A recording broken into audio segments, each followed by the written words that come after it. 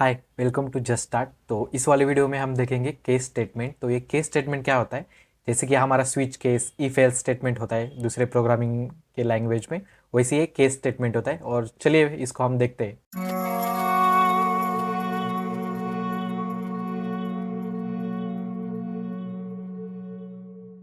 Case statement and conditional logic. Introduce to case statement. तो first हम इसका introduction देखेंगे। Using case for condition logic inquiries and example and use cases. तो first क्या है हमारा केस स्टेटमेंट। तो case statement expression goes through the condition and returns a value when the first condition is met, like an if then else statement. तो ये case statement क्या होता है कि जब भी हमारा इफ देन कंडीशन होता है, मतलब if this condition satisfy then हमें क्या प्रिंट करना है। मतलब दूसरी लैंग्वेज में हम पाइथन में जैसे लिखते हैं या जावा में लिखते हैं कि इफ कंडीशन और जो भी कंडीशन सेटिस्फाई हो जाएगी तब हमें क्या प्रिंट करना है, वैसे ही हमें केस स्टेटमेंट लिखते हैं।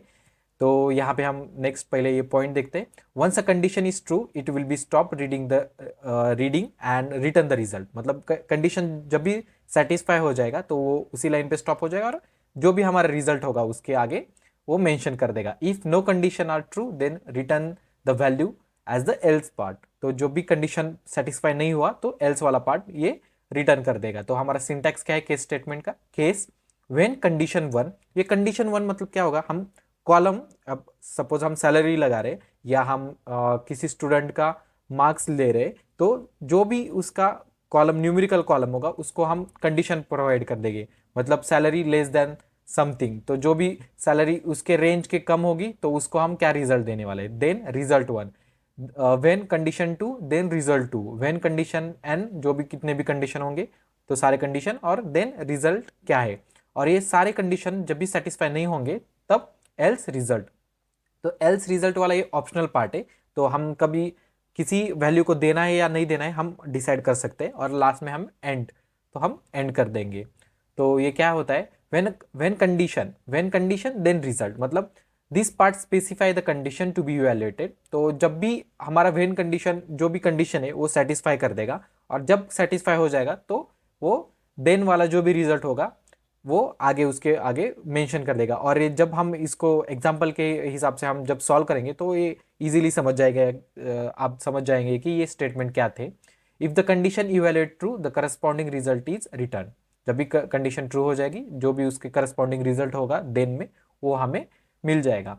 एल्स एल्स रिजल्ट एल्स, मतलब यहाँ पे एल्स रिजल्ट एल्स मतलब क्या, जब भी एल्स में जो भी रिजल्ट होगा हमारा, जो भी कंडीशन सेटिस्फाई नहीं हो रहा है तो एल्स वाला पार्ट हमें मिल जाएगा। If none of the previous condition are true then this result is return, then else part is optional. मतलब एल्स पार्ट हम ऑप्शनली डालते हैं, जब भी हमें चाहिए नहीं चाहिए हम डिसाइड कर सकते हैं। यहाँ पे हम एग्जाम्पल देख सकते हैं कि बेसिकली एग्जाम्पल क्या है हमारा, कि हमें एक टेबल दिया हुआ है स्टूडेंट का, जो कि या कौन सी भी हम एम्प्लॉय पकड़ सकते हैं, या एम्प्लॉय का कुछ तो हमने टेस्ट ले लिया और उनका स्कोर है।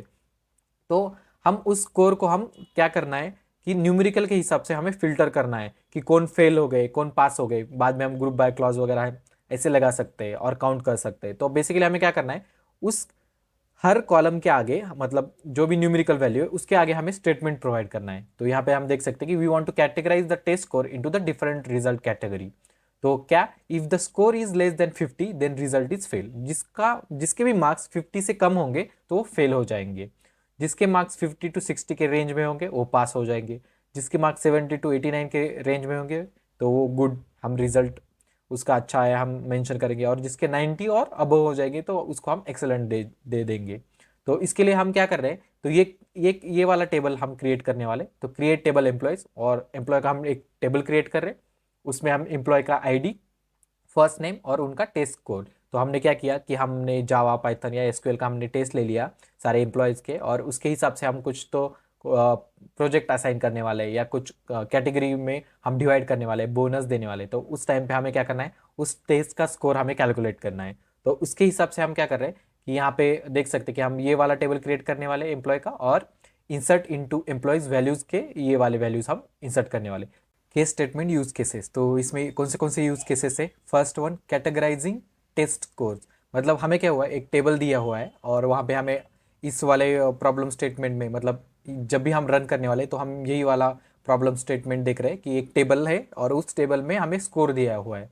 स्कोर के हिसाब से हमें करना है कि वो फेल है या पास है या एक्सलेंट है, तो उस टाइप की प्रॉब्लम हम ये केस स्टेटमेंट से सॉल्व कर सकते हैं। सेकेंड है कैलकुलेटिंग डिस्काउंट। तो हमारा एक प्रोडक्ट का एक टेबल दिया हुआ है और हमें क्या करना है कि उस टेबल के ऊपर हमें एक पर्टिकुलर रेंज के अबव, मतलब कोई कस्टमर है और उन्होंने हमारे जो भी परचेस कर रहे हैं तो उसमें से उन्होंने एक पर्टिकुलर रेंज मतलब 1K से ऊपर बाय किया तो उनको 20% ऑफ लगाना है, या 5K के अबव उसने बाय कर दिया तो उनको हमें 35% ऑफ लगाना है। तो उस टाइप के प्रॉब्लम स्टेटमेंट हम कर सकते हैं using case statement. Third case statement है हमारा use cases classifying employees based on experience. तो हमारा जो भी एम्प्लॉय का एक टेबल है तो क्या करते हैं कि हमारा एक टेबल्स मतलब एक पूरा टेबल में क्या हुआ है कि एम्प्लॉय के नेम्स और उनके एक्सपीरियंस है, और हमें उसके एक्सपीरियंस के बेसिस के ऊपर हमें क्लासिफाई करना है कि हमें जो भी एक्सपीरियंस बंदा है मतलब 10 के अबव तो उसको हमें अलग पोजीशन देना है, जिसका 6 to 7 का रेंज में है तो उनको अलग पोजीशन देना है, जो इंट्री लेवल है तो उनको हम अलग पोजीशन पे असाइन करना है। तो उस टाइप के केस स्टेटमेंट हम इस वाले केस स्टेटमेंट से हम जो भी प्रॉब्लम स्टेटमेंट है तो इस केस स्टेटमेंट से हम उसको सॉल्व कर सकते हैं। और फोर्थ वाला है डिटरमाइनिंग एम्प्लॉयज बोनस एलिजिबिलिटी। तो हमें क्या करना है कि हमें बोनस देना है एम्प्लॉय को, तो हमें क्या करना है कि उनके परफॉर्मेंस के बेसिस के स्कोर के ऊपर हमें उनको बोनस परफॉर्म करना है या देना है। तो हम ऐसे डिफरेंट डिफरेंट केस स्टेटमेंट के लिए हम एक डिफरेंट डिफरेंट यूज केसेस के लिए हम ये केस स्टेटमेंट यूज करते हैं।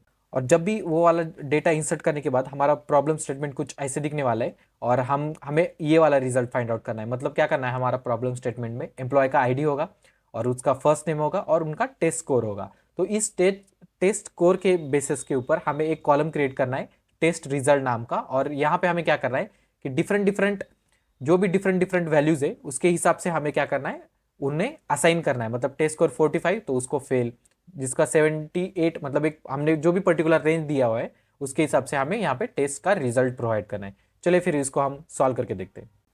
तो हम ये वाला टेबल क्रिएट करने वाले हैं एम्प्लॉय का, क्रिएट टेबल टेबल नेम।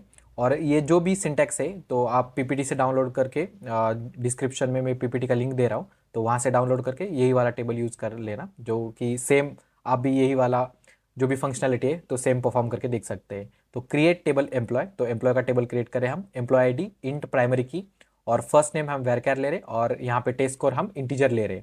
ठीक है, तो हम इसको रन करते पहले।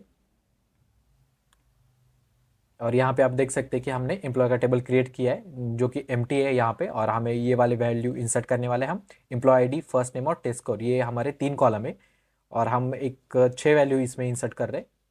और इसको हम एक बार रन करके देखते हैं कि हमारा जो भी इंसर्ट किया हुआ है वैल्यूज़ यहाँ पे फेच होते क्या नहीं। सिलेक्ट सब कुछ फ्रॉम, जो कि हमारा टेबल नेम क्या है हमारा एम्प्लॉयज़। तो हम इसको रन करते हैं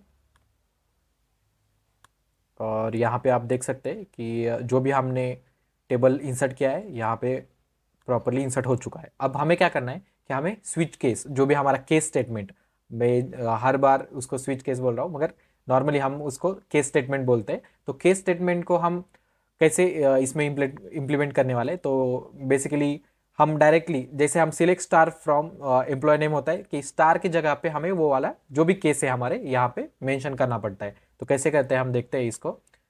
तो पहले तो एक बार पूरा मैं टाइप करके दिखाता हूँ तो इसको समझ लेना, फिर बाद में आप खुद से ट्राई भी कर लेना। तो सिलेक्ट, तो हमें कौन से कॉलम चाहिए, तो हमें सारे ही कॉलम चाहिए और इसमें और एक न्यू कॉलम यहाँ पे ऐड होना चाहिए। तो हम सिलेक्ट स्टार मतलब सारे ही कॉलम चाहिए और हमारा केस क्या है यहाँ पे,